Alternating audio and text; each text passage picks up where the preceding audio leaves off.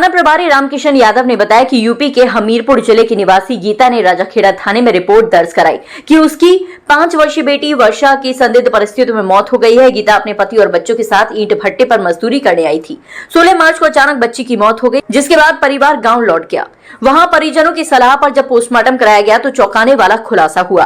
बच्ची की गला दबाकर हत्या की गई थी। इस सनसनीखेज मामले की तहकीकात में जुटी पुलिस को गुप्त सूत्रों से मिली जानकारी के अनुसार घटना वाले दिन गीता और उसके शराबी पति के बीच झगड़ा हुआ था। गुस्से में आकर गीता ने अपनी मासूम बेटी वर्षा का गला दबाकर हत्या कर दी और शव को सरसों के खेत में फेंक दिया। मजदूरों द्वारा देखी गई संदिग्ध गतिविधियों की सूचना के बाद पुलिस ने 8 अप्रैल को गीता को सिलावट रोड स्थित भट्टे से गिरफ्तार किया। पूछताछ में उसने अपना जुर्म स्वीकार कर लिया है। आरोपी गीता देवी पत्नी रविंद्र कुमार उर्फ राम सिंह, उम्र 28 वर्ष, निवासी ग्राम कुर्रार, थाना राठ, जिला हमीरपुर, उत्तर प्रदेश के निवासी हैं, जिसे पुलिस ने गिरफ्तार कर लिया है। तो वहीं थाना अधिकारी रामकिशन यादव के अनुसार इस पूरे मामले से जुड़े और भी साक्ष्यों को बारीकी से खंगाला जा रहा है। थाना राजाखेड़ा, जिला धौलपुर में आरडी ईंट भट्टा है। वहाँ से मजदूर यूपी से काम करने के लिए आते हैं। तो उसमें एक मजदूर थी श्रीमती गीता कोली, निवासी ये कुर्रा, थाना राठ, जिला हमीरपुर की रहने वाली थी।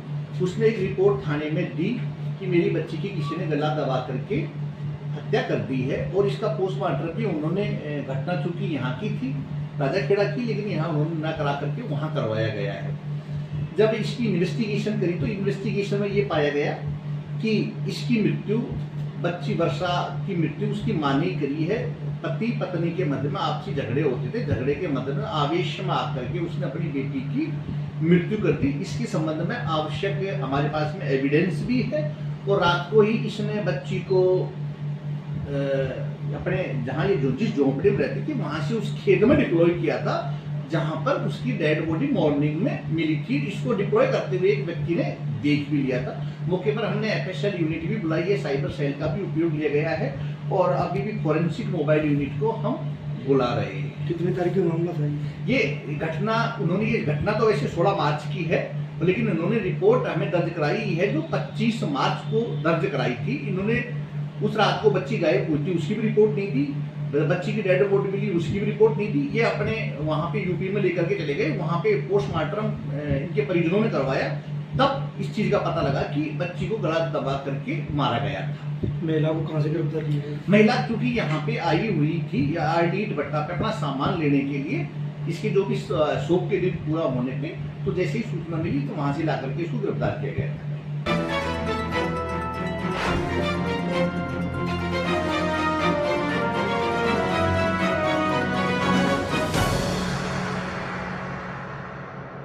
धौलपुर जिले की राजाखेड़ा उपखंड के जैतपुर गांव स्थित राजकीय प्राथमिक विद्यालय में समसा की ओर से करीब 30 लाख की लागत से होने वाले निर्माण कार्य में ठेकेदार द्वारा घटिया सामग्री के उपयोग की जानकारी मिलने पर ग्रामीणों में भारी आक्रोश देखा गया।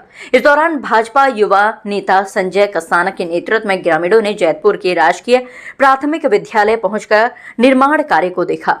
निर्माण कार्य के निरीक्षण के दौरान लोगों ने आरोप लगाया कि निर्माण में इस्तेमाल की जा रही सामग्री बेहद निम्न गुणवत्ता की है, जिससे भवन की सुरक्षा पर भविष्य में गंभीर सवाल खड़े हो सकते हैं। ग्रामीणों ने स्पष्ट कहा कि सरकारी पैसे से हो रहे निर्माण कार्य में इस तरह की लापरवाही बर्दाश्त नहीं की जाएगी।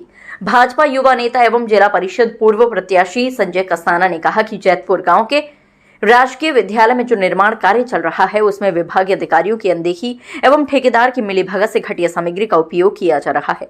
कसाना ने बताया कि ये मामला केवल एक इमारत का नहीं बल्कि हमारे बच्चों के भविष्य और जान माल की सुरक्षा का है। अगर सरकारी योजनाओं में इस तरह की लापरवाही होगी तो हम चुप नहीं बैठेंगे। यदि कार्य में तत्काल सुधार नहीं हुआ तो ग्रामीणों के साथ मिलकर बड़ा आंदोलन किया जाएगा। भ्रष्टाचार किसी भी कीमत पर स्वीकार नहीं किया जाएगा।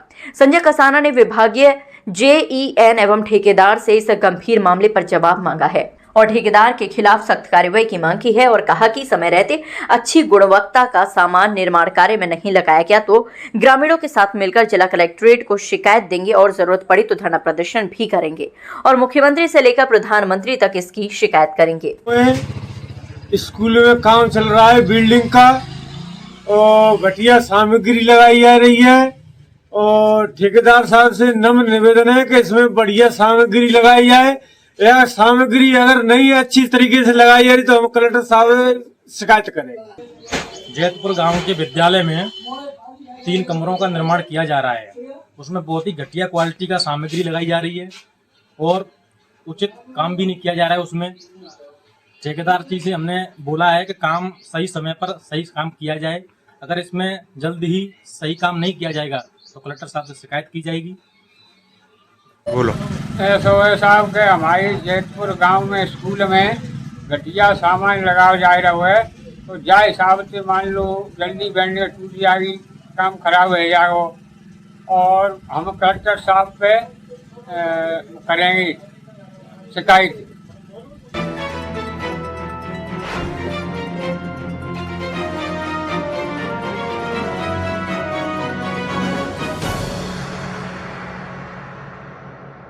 धौलपुर जिले के ग्राम मोरैधा के निवासियों ने पंचायत परिसीमन को लेकर विरोध जताया है। ग्रामवासियों का आरोप है कि उनकी सहमति के बिना गांव को कोटपुरा पंचायत में जोड़ा गया है। गीताराम पुत्र अजमेर सिंह ने जिला कलेक्ट्रेट को दिए ज्ञापन में बताया कि उनके नाम का दुरुपयोग किया गया है। उन्हें मुखिया बताकर एक पत्र जारी किया गया जिसकी उन्हें कोई जानकारी नहीं है। ग्रामवासियों की पहली प्राथमिकता नगरपालिका मनिया में जुड़ने की है, दूसरा विकल्प पंचायत विचौला में शामिल होने की है।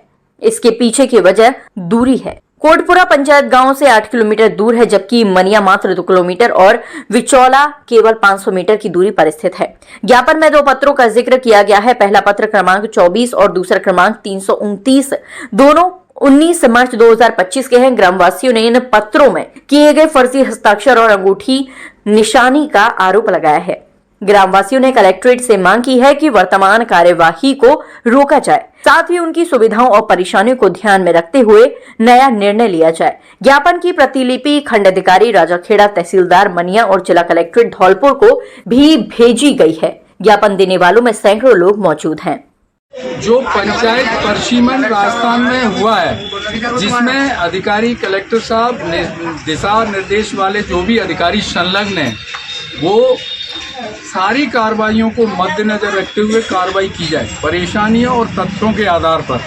जैसे कि मैं गीताराम पुत्र अजमेर सिंह ग्राम मोरेदे का रहने वाला हूँ।